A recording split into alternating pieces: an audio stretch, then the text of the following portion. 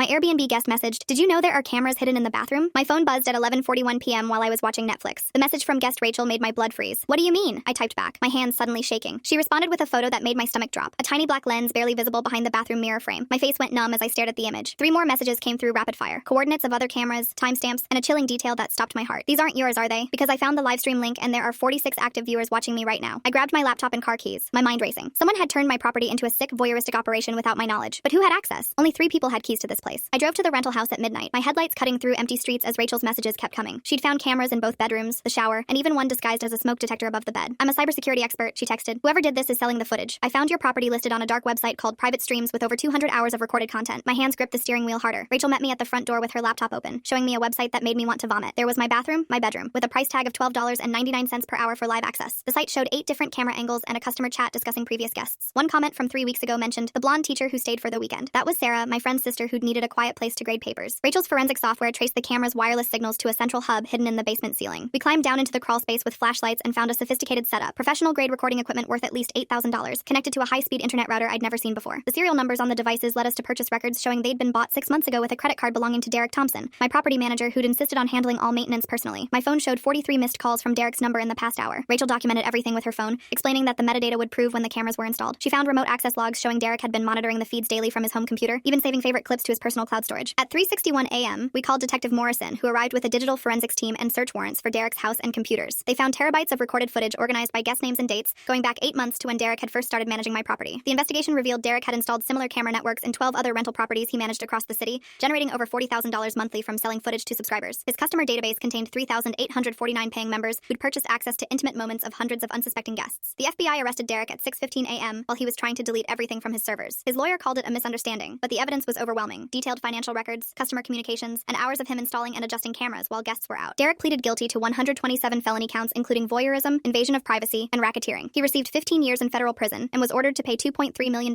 in damages to all victims. I immediately hired a security company to sweep every inch of my properties and installed legitimate security systems with clear disclosures. Rachel helped me create a victim support network that's now assisted 89 other property owners who discovered similar surveillance operations. The dark website was shut down and its servers seized, but the experience taught me to never trust anyone with complete access to my properties again. Every guest receives a written guarantee about their privacy, and I personally inspect all properties monthly with professional detection equipment. Derek's betrayal cost him his freedom and destroyed his family, while teaching me that the people we trust most are sometimes the ones capable of the worst violations.